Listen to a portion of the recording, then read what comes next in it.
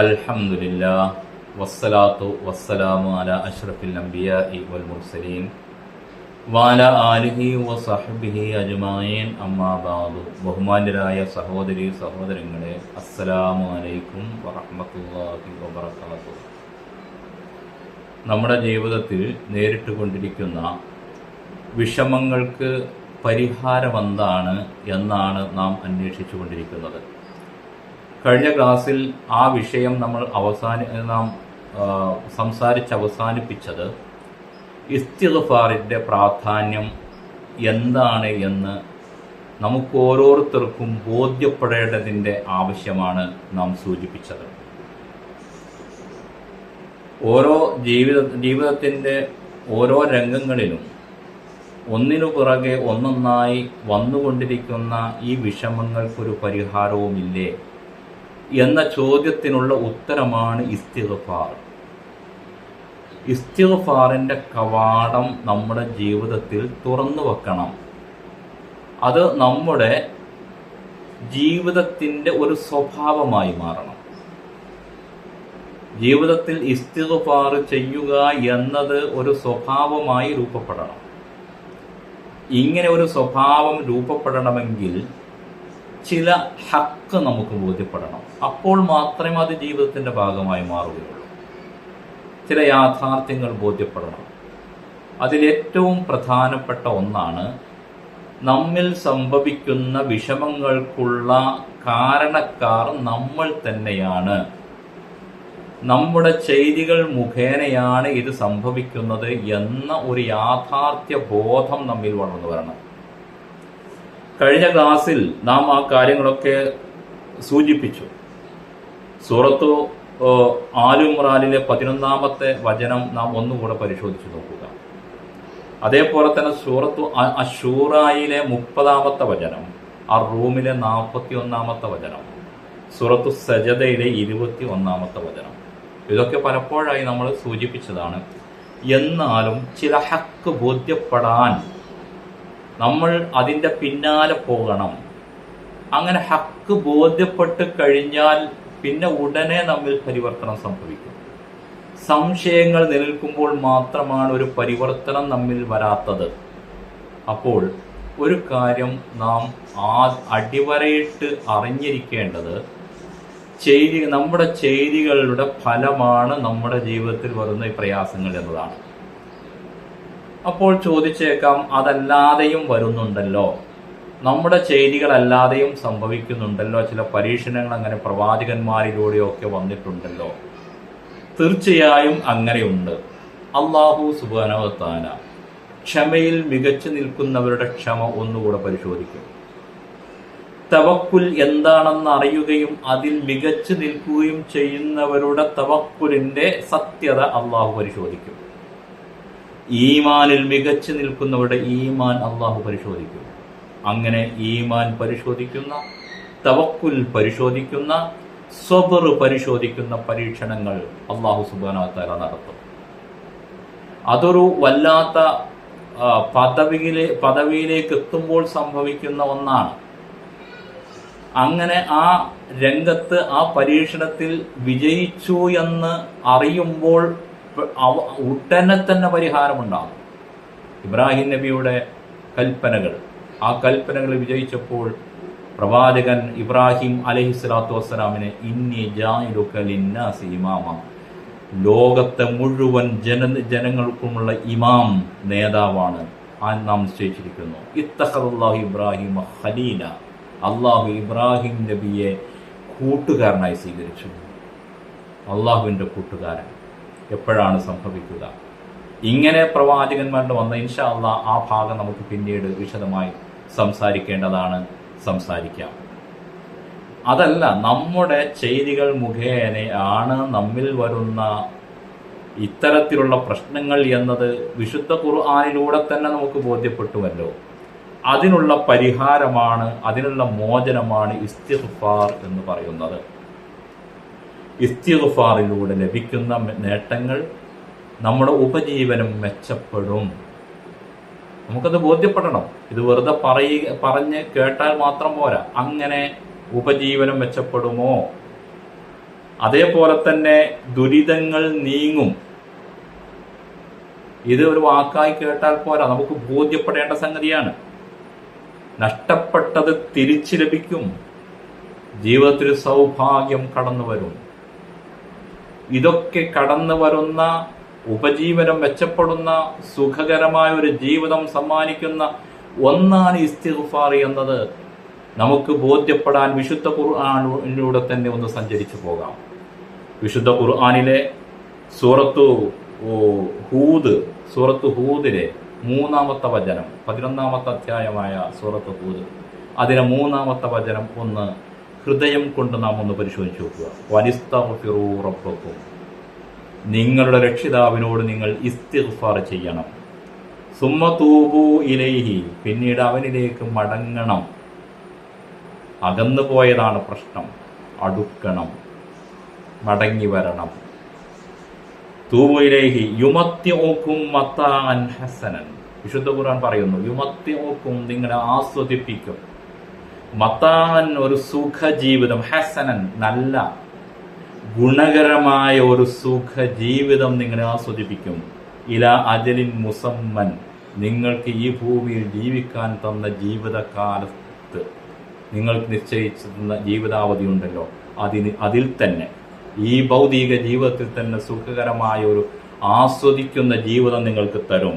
വയുത്തി കുല്ലി ദി ഫദ്ലിൻ ഫദ്ലഹു, ഔദാര്യവാന്മാരായ അവന്റെ സൃഷ്ടികൾക്ക് അതിന്റെ ഔദാര്യത്തിന്റെ ഗുണം വേറെയും അവൻ നൽകും. വയുത്തി ദി കുല്ലി ഫദ്ലിൻ ഫദ്ലഹു വഇൻ തവല്ലൗ, നമ്മിലൊരു കുഴപ്പവുമില്ല എന്ന ഒരു മർക്കട മുഷ്ടിയിൽ ജീവിതത്തെ തിരുത്താൻ തയ്യാറാകാതെ പിന്തിരിഞ്ഞു പോകുന്നുവെങ്കിൽ ഫഇന്നി അഖാഫു അലൈക്കും അദാബ യൗമിൻ കബീർ, ഒരു വലിയ ദിവസത്തെ ശിക്ഷയെ ഞാൻ നിങ്ങൾക്ക് ഭയപ്പെടുന്നു.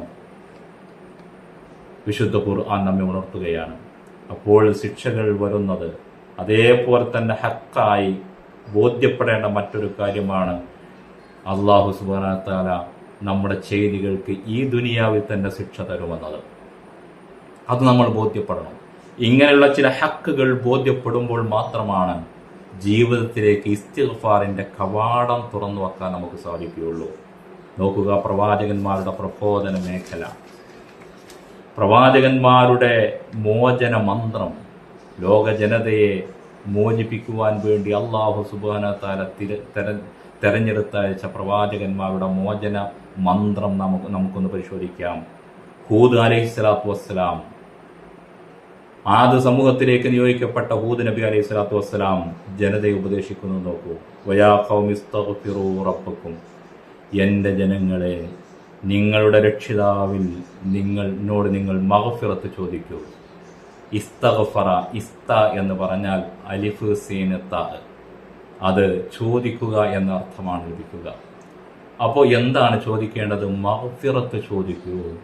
എന്താണ് മഗ്ഫിറത്ത് എന്ന മഹാനിധിയെ പറ്റി നമ്മളൊന്ന് പരിശോധിക്കണം. മഗ്ഫിറത്ത്, മർഹമത്ത്, ഈ രണ്ട് കാര്യങ്ങൾ ഇൻഷാ അല്ലാഹ് അതിൻ്റെ ഭാഗം വരുമ്പോൾ നമുക്ക് തുറന്ന് വിശദീകരിക്കാം. ഇപ്പോൾ മഗ്ഫിറത്ത് ജനങ്ങളെ നിങ്ങൾ ചോദിക്കൂ നിങ്ങളുടെ രക്ഷിതാവിനോട്. സുമ്മ തൂബൂ ഇലൈഹി, പിന്നെ അവനിലേക്ക് നിങ്ങൾ മടങ്ങി ചെല്ലൂ, അവനിലേക്ക് അടുക്കൂ. യുർസിലിസ്സമാ അലൈക്കും മിദ്റാറ, യഥേഷ്ടം നന്മകൾ വർഷിക്കുന്നതായിരിക്കും ആകാശലോകം. യുർസിലിസ്സമാ അലൈക്കും മിദ്റാറ, യഥേഷ്ടം അനുഗ്രഹങ്ങൾ ആകാശത്ത് നിന്ന് വർഷിക്കും. മഴ വർഷിക്കുന്നതിനെ പറ്റിയും പറയുന്നു. അനുകൂലമായ അനുഗ്രഹമായ മഴ, അഥവാ ജീവിതത്തിലെ ഭൂമിയിലെ ജീവജാലങ്ങളുടെ റിസ്ക്കിന്റെ ഉപാധിയായ മഴ, അത് വർഷിക്കണമെങ്കിൽ ഇസ്തിഗ്ഫാർ വേണം.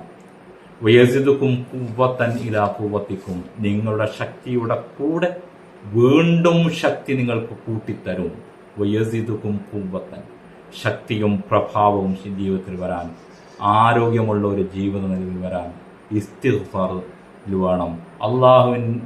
നാം നമ്മുടെ തെറ്റുകൾ സമ്മതിച്ചുള്ള മടക്കത്തിന്റെ പേരാണ് ഇസ്തിഗ്ഫാർ. മഗ്ഫിറത്ത് കിട്ടിയെങ്കിലേ എനിക്ക് മോചനമുള്ളൂ എന്ന ഹൃദയത്തിന്റെ തേട്ടത്തിന്റെ പേരാണ് ഇസ്തിഗ്ഫാർ എന്ന് പറയുന്നത്. അതുകൊണ്ട് തന്നെ ഇസ്തിഗ്ഫാർ എന്ന് പറയുന്നത് നാവ് കൊണ്ട് മാത്രം ഉരുവിടുന്ന ഒരു മന്ത്രമല്ലെന്ന് നാം ആദ്യം ഗ്രഹിക്കണം. അത് ഹൃദയത്തിൽ രൂഢമൂലമാകുന്ന ഒരു ഈമാനിന്റെ ഭാഗമായി ഹൃദയത്തിൽ നിന്നും തള്ളി വരുന്ന ഒരു ഒരു ഊർജത്തിന്റെ പ്രവാഹമാണ് വാക്കായി മാറുന്നത്. ഇൻഷാ അല്ലാഹ് അവിടേക്ക് നമുക്ക് എത്തേണ്ടതുണ്ട്. ഒരുപാട് നമ്മൾ ഉയർന്നു വരേണ്ടതുണ്ട്. ഹൃദയം പങ്കെടുക്കുന്ന അമലുകളായിരിക്കണം നമ്മുടെ അമലുകളൊക്കെയും. നിങ്ങളുടെ ശക്തിക്ക് പുറമെ നിങ്ങൾക്ക് ശക്തി കൂടുതൽ നൽകും. മുജിരിമുകളായി നിങ്ങൾ പിന്തിരിഞ്ഞു പോകരുത്. മുജിരിം എന്ന് പറഞ്ഞാൽ പാപം സ്ഥിരപ്പെട്ടവർ എന്നാണ്. കുറ്റം സ്ഥിരപ്പെട്ടവർ. ചുരുക്കി പറഞ്ഞാൽ നമുക്ക് ചാർജ് ഷീറ്റ് കിട്ടിയിട്ടുണ്ടെന്നർത്ഥം, കുറ്റപത്രം.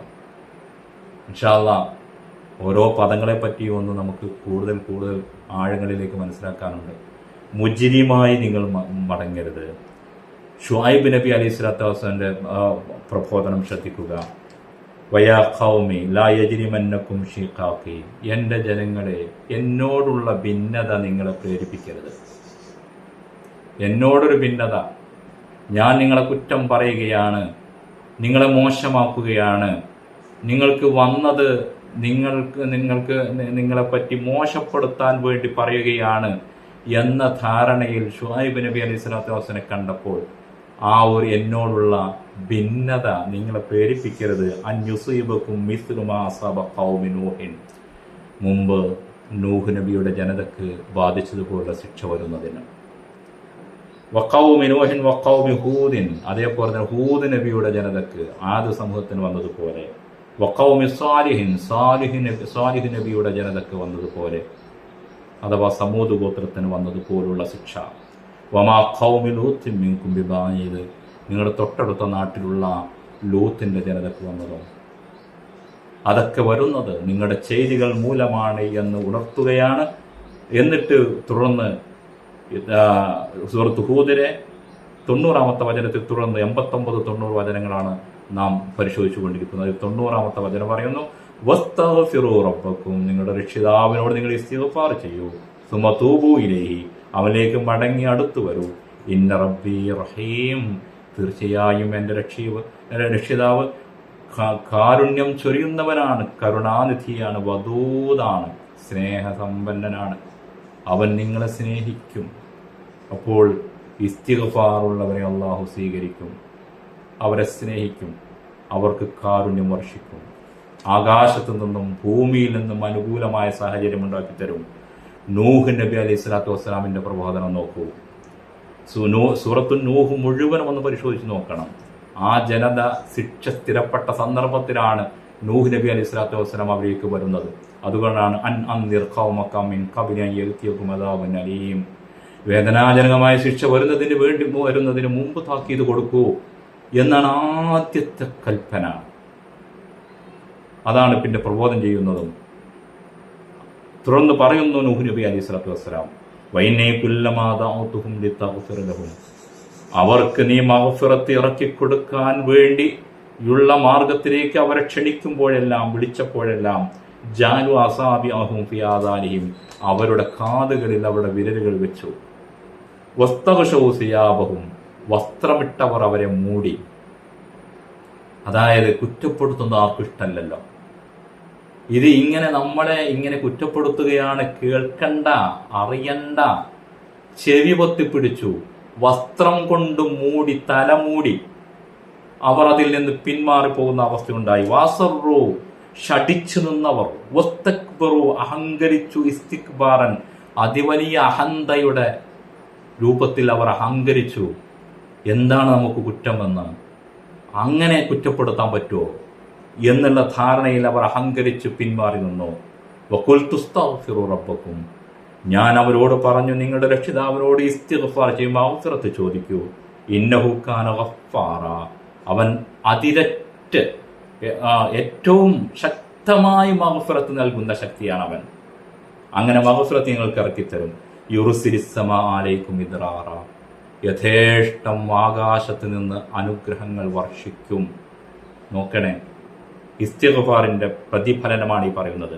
വയുംദിദുകും ബിഅംവാലിൻ വബനീന, നിങ്ങൾക്ക് മക്കളെ കൊണ്ട് നിങ്ങൾക്ക് ധനം പരിപോഷിപ്പിക്കും, യുംദിദുക്കും നിങ്ങളെ പരിപോഷിപ്പിക്കും, ബി അംവാലിൻ ധനം നൽകിക്കൊണ്ട്, വബനീന മക്കളെ നൽകിക്കൊണ്ട്, നിങ്ങൾക്ക് ഗുണമായി അത് വരുന്ന മക്കളായി മാറ്റുന്ന, അത് പരിപോഷിപ്പിക്കും നിങ്ങളെ.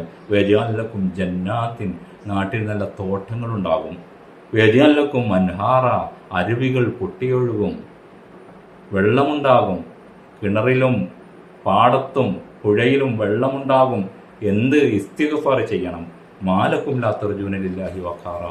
എന്താണ് നിങ്ങൾക്ക് അള്ളാഹുവിനെ പറ്റി ഒരു ഗൗരവം വരാത്തത് എന്ന നൂഹ് നബിയുടെ പ്രബോധനം, പ്രവാചകന്മാരുടെ മാതൃക പരിശോധിച്ച് നോക്കൂ. നമുക്ക് ഇസ്തിഗ്ഫാറിൻ്റെ ലോകത്തേക്ക് കടന്നു വരണം. ആ കവാടത്തിലൂടെ നമുക്ക് പ്രവേശിക്കണം.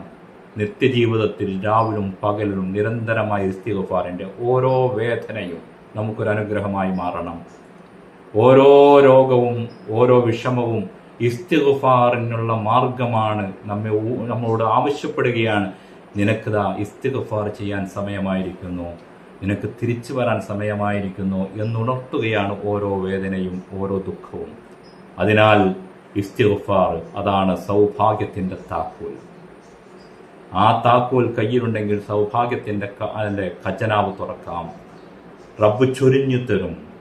നമ്മുടെ പ്രയാസങ്ങൾ ദൂരീകരിക്കപ്പെടും, കഷ്ടപ്പാടുകൾ നീങ്ങും, അനുകൂലമായ കാലാവസ്ഥ വരും, നല്ല ജീവിതം വരും, ഐശ്വര്യം വരും, സമ്പത്ത് വർദ്ധിക്കും, മക്കൾ നല്ല നിലയിലാകും. എല്ലാത്തിനും വേണ്ടത് ഇസ്തിഗ്ഫാർ തന്നെ. ഇൻഷാ അല്ലാഹ് തുറന്ന് ഇസ്തിഗ്ഫാറിൻ്റെ വിവിധമായ ഭാഗങ്ങളെപ്പറ്റി തുറന്ന് വിശദീകരിക്കാം. റബ്ബനാ ആതിനാ ഫിദ്ദുനിയ ഹസന വഫിൽ ആഖിറതി ഹസനതൻ വഖിനാ അദാബന്നാർ. വൽഹംദുലില്ലാഹി റബ്ബിൽ ആലമീൻ. വസല്ലല്ലാഹു അലാ മുഹമ്മദിൻ വഅലാ ആലിഹി വസഹ്ബിഹി അജ്മഈൻ.